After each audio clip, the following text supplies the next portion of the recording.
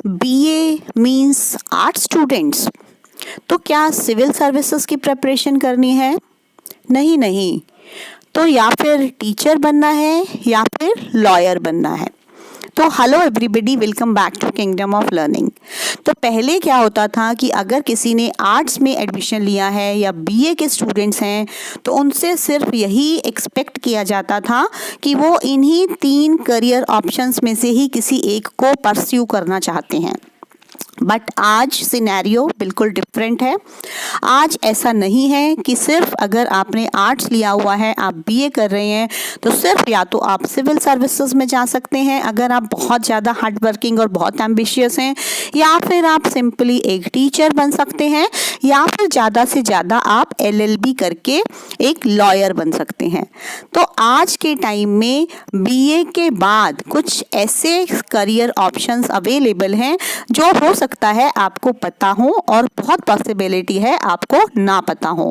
तो आज की इस वीडियो में हम उन्हीं चीज़ों को ही डिस्कस करने वाले हैं और हो सकता है कि इस वीडियो को देखने के बाद आपको अपना ड्रीम करियर डिसाइड करने का चांस मिल जाए। क्योंकि बहुत बार ऐसा होता है कि हम कुछ कर लेते हैं, मींस हो सकता है बहुत सारे स्टूडेंट्स ने ऐसे ही बीए में एडमिशन ले लिया हो कि बाद में देखेंगे, तो वो बाद में देखने वाला काम का टाइम आ गया है। अब आपको फाइनली डिसाइड करना है, तो आप इस वीडियो को लास्ट तक देखें और फिर डिसाइड करें कि इन चीज़ों में से आप किस में इंटरेस्टेड हैं और आप उसकी तैयारी में लग जाएं। तो लेट्स स्टार्ट। तो सबसे पहले तो हम जो ट्रेडिशनल हमारे करियर ऑप्शंस हैं उन्हीं के बारे में ही बात कर लेते हैं।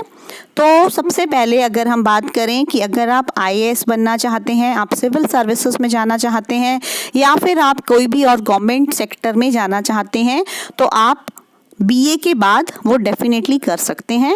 उसके लिए आपको क्या क्या करना होता है? उसके लिए आपको सबसे पहले तो अपनी ग्रेजुएशन कंप्लीट करनी होती है, फिर उसके बाद आपको टेस्ट देने होते हैं। टेस्ट क्लियर करने के बाद मीन्स आपको ग्रेजुएशन के साथ साथ उनकी टेस्ट की तैयारी करनी होती है, और वो या तो आप अपने आप से करते हैं या फिर आप किसी इंस्टीट्यूट से एनरोल होकर भी कर सकते हैं। तो इस तरह से आप उसकी तैयारी करके आप अपने 3 साल के बाद वो कर सकते हैं। अगर आप चाहते हैं अपनी आईएएस वगैरह की प्रेपरेशन के बाद आप उनके टेस्ट दे सकते हैं। एक तो हमारा ऑप्शन हो गया ये। सेकेंड ऑप्शन आ जाता है हमारा टीचर। आप स्कूल के टीचर भी बन सकते हैं और आप चाहें तो कॉलेज के टीचर्स भी बन सकते हैं।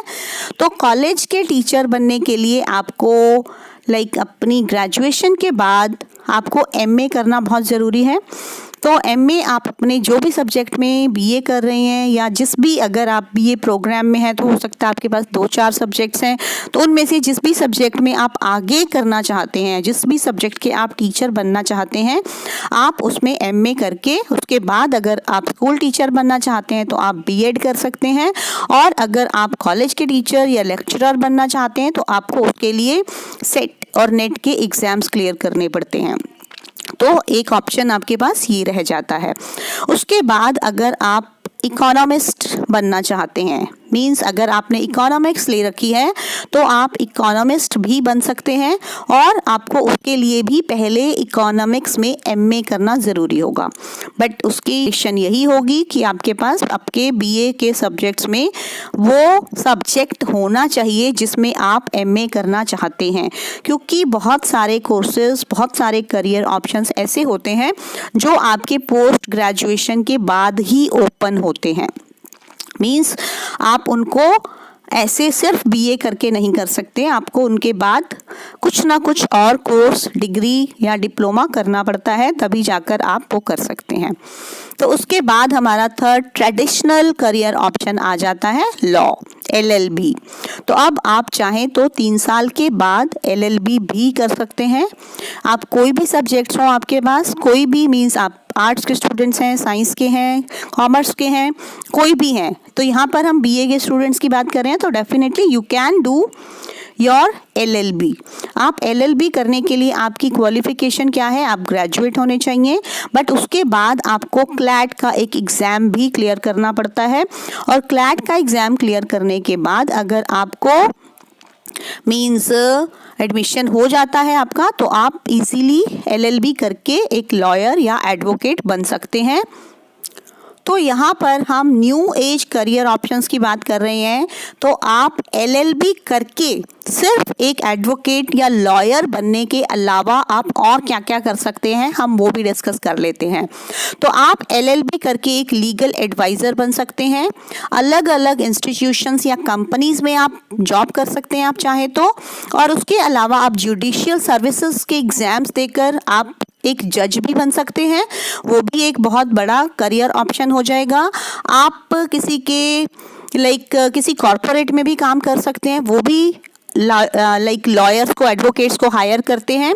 तो अब इसमें आप क्या क्या पढ़ेंगे या क्या क्या सीखेंगे, आप इसमें जुडिशियल वर्क्स और different components of India's constitution और उससे रिलेटेड जितने भी टॉपिक्स हैं, आप उन सबको स्टडी करेंगे अपने LLB के कोर्स में।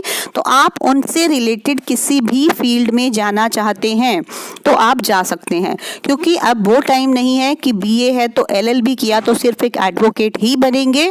आप कुछ और भी ट्राई कर सकते हैं इस कोर्स को करने के बाद। तो अब हमारा नेक्स्ट आ जाता है करियर ऑप्शन BA के बाद, वो है सबसे पॉपुलर जो है वो है MBA। तो अब आप सोच रहे होंगे कि MBA तो मैथ्स होता है, वो तो BBA के बाद होता है या फिर कॉमर्स के बच्चे कर सकते हैं। तो ऐसा कुछ नहीं है, आप भी MBA कर सकते हैं और वो सबसे पॉपुलर एक कोर्स होता है। तो अब हम डिटेल में MBA के बारे में जानेंगे कि उसके लिए क्या क्वालिफिकेशन होती है, उसमें आप क्या क्या पढ़ते हैं और आप क्या क्या जॉब्स कर सकते हैं MBA करने के बाद। MBA करने के बाद आप बहुत सारी जॉब्स कर सकते हैं, आपके पास बहुत सारे करियर ऑप्शंस ओपन हो जाते हैं। उसमें आप क्या क्या कर सकते हैं कि आप बिजनेस डेवलपमेंट में लीडरशिप की अपॉर्चुनिटीज़ ले सकते हैं, आप मार्केटिंग में जा सकते हैं, आप ह्यूमन रिसोर्स मैनेजमेंट में जा सकते हैं, आप फाइनेंस में जा सकते हैं। तो एक्चुअली अगर आज की हम बात करें, आज की सिचुएशन की बात करें, तो MBA किए हुए जो प्रोफेशनल्स हैं उनकी बहुत डिमांड है, क्योंकि अगर कोई स्टार्टअप है, कोई मेजर कॉरपोरेशंस हैं, कॉरपोरेट हाउसेज हैं, हर किसी को आजकल MBA के स्टूडेंट्स या MBA प्रोफेशनल्स की रिक्वायरमेंट है। तो अब इसके लिए मिनिमम क्वालिफिकेशन क्या है, आप सिंपल एक ग्रेजुएट भी हो सकते हैं और उसके बाद भी आप MBA कर सकते हैं। तो MBA करने के बाद आप सीखते क्या क्या हैं, आप उसमें बिजनेस से रिलेटेड सारी चीज़ें सीखते हैं, आप बिजनेस को मैनेज करना सीखते हैं, आप बिजनेस को आगे कैसे लेकर जाना है वो सब सीखते हैं, स्ट्रैटेजीज सीखते हैं। तो उसके बाद आपके लिए बहुत सारे करियर ऑप्शंस ओपन हो जाते हैं। अब हमारा next new age career option है, वो हो सकता है आपके लिए बिल्कुल नई चीज़ हो। तो आप क्या कर सकते हैं, आप एक बिजनेस एनालिटिक्स फील्ड में भी जा सकते हैं, आप बिजनेस एनालिटिक बन सकते हैं। उसके लिए आपको क्या करना होता है कि आपको मींस इन्वेस्टिगेटिंग और एक्सप्लोरिंग पास्ट बिजनेस परफॉर्मेंस करनी होती है। मींस अगर आप एक बिजनेस एनालिटिक बन जाते हैं तो आपको प्रॉब्लम्स को, प्रोफेशनल्स की जो प्रॉब्लम्स होती हैं उनको एनालाइज करना होता है टेक्नोलॉजी को यूज़ करके। मींस अगर आप टेक्नोलॉजी को यूज़ करना चाहते हैं बिजनेस में, तो ये आपके लिए एक बहुत अच्छा करियर ऑप्शन हो सकता है, क्योंकि आजकल के जो स्टूडेंट्स होते हैं मोस्टली वो टेक्नोलॉजी में बहुत अच्छे होते हैं। तो इसके लिए आपको बहुत अच्छा एक लर्निंग एक्सपीरियंस मिल जाता है जो मॉडर्न टाइम्स के बिल्कुल सूटेबल है। तो इसमें आप एक MBA with a specialization in business analytics भी कर सकते हैं। तो उसमें आप क्या सीखते हैं, आप एनालिटिक्स की एप्लीकेशंस की मार्केटिंग सीखते हैं, ह्यूमन रिसोर्सेज सीखते हैं, सप्लाई चेन सीखते हैं, मशीन लर्निंग सीखते हैं, कोर मैनेजमेंट स्किल्स सीखते हैं। और उसके बाद आप क्या क्या करियर ऑप्शंस परस्यू कर सकते हैं, आप एक ग्रोथ मैनेजर बन सकते हैं, आप मैनेजमेंट कंसल्टेंट बन सकते हैं और आप फाइनेंस कंपनीज में बड़े बड़े लीडरशिप रोल्स भी निभा सकते हैं। मींस ये सारी चीज़ें आपको इस जॉब में, इस बिजनेस एनालिटिक्स करियर ऑप्शन में मिल जाती हैं। और इसमें आप क्या क्या सीखते हैं, हम इसमें MS एक्सेल और पाइथन और बहुत सारी ऐसी टेक्नोलॉजीज़ को सीखते हैं। हैं। तो इसके लिए भी क्वालिफिकेशन क्या है, आपको सिर्फ एक ग्रेजुएट होना ही इनफ है। अगर आपने बीए कर रखा है तो आपके लिए वो इनफ है, आपको इसके लिए पहले से कोई कोडिंग वगैरह की रिक्वायरमेंट नहीं है। तो अब हमारा नेक्स्ट करियर ऑप्शन आ जाता है डेटा साइंटिस्ट। अब आप डेटा साइंटिस्ट को सुनकर आपको ऐसा लगेगा कि इसके लिए तो साइंस होना ज़रूरी है, बट ऐसा बिल्कुल भी नहीं है। अगर आपके पास सिर्फ एक बीए डिग्री है तो भी आप डेटा साइंटिस्ट बन सकते हैं। तो अब आपको क्या करना होता है, इस कोर्स में आपको सिस्टम्स, आपको एल्गोरिदम, साइंटिफिक मेथड्स को यूज़ करके अपना डेटा जो होता है उसको स्ट्रक्चर्ड या अनस्ट्रक्चर्ड डेटा जो होता है उसको मैनेज करना होता है। तो इसमें आपको data mining, big data as well as deep learning ये सब सिखाया जाता है। तो डेटा साइंटिस्ट कोर्स में आप मशीन लर्निंग सीखते हैं, आप प्रेडिक्टिव एनालिसिस सीखते हैं, आप नेचुरल लैंग्वेज प्रोसेसिंग सीखते हैं, बिग डेटा और इससे रिलेटेड और भी बहुत सारी चीज़ें होती हैं जो आपको सिखाई जाती हैं। तो अगर आप डिप्लोमा कर लेते हैं डेटा साइंस में तो आपको टेक सेक्टर में जॉब मिल सकती है और आप उसके बाद कई तरह की technologies like Python, MS Excel, Tableau and Hadoop etcetera इन सबको यूज़ करके आप अपनी जॉब में आगे जा सकते हैं। आजकल पूरा वर्ल्ड डिजिटल हो चुका है, तो उसके लिए अब डेफिनेटली हर तरह के बिजनेस, हर चीज़ को ग्रो करने के लिए एक डिजिटल मार्केटिंग की ज़रूरत होती है। तो हमारा नेक्स्ट करियर ऑप्शन है डिजिटल मार्केटिंग। तो अगर आप सिर्फ एक बीए हैं तो आप डिजिटल मार्केटिंग के फील्ड में जा सकते हैं। बहुत फास्ट ग्रोइंग बिजनेस है ये। तो इसके लिए आपको क्या क्या करना होता है, आपको SEO के बारे में सिखाया जाता है, SEM सर्च इंजन मार्केटिंग सिखाई जाती है, आपको कंटेंट मार्केटिंग सिखाई जाती है, आपको मार्केटिंग एनालिटिक्स सिखाए जाते हैं। इसमें आप वेबसाइट्स बनाना सीखते हैं, आप सोशल मीडिया प्लेटफॉर्म्स को ऑपरेट करना, मैनेज करना सीखते हैं। और डिजिटल मार्केटर्स जो होते हैं वो अलग अलग तरह की टेक्नोलॉजीज़ को यूज़ करते हैं, जैसे कि गूगल एड्स है, HubSpot है और फेसबुक एड मैनेजर है, गूगल एनालिटिक्स है। तो ये सब चीज़ें आप सीखते हैं अगर आप डिजिटल मार्केटिंग के फील्ड में जाते हैं। तो इसमें बहुत स्कोप है आजकल। तो अगर आप थोड़े से भी इसमें इंटरेस्टेड हैं तो you should definitely go for that.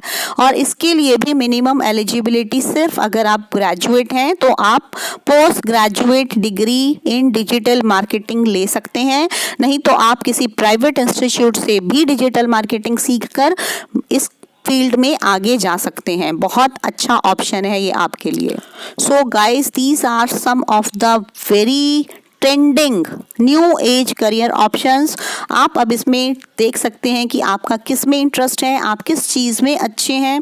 तो आप अपना माइंड अभी से बना लें, क्योंकि अब आप 18+ हो चुके हैं और अब ये हाई टाइम है कि आप डिसाइड कर लें कि आगे चलकर आपको क्या करना है, ताकि उसी फील्ड में ही आप इंटरेस्ट से काम कर सकें, अपने स्किल्स को डेवलप कर सकें और आगे से आगे बढ़ते जाएं।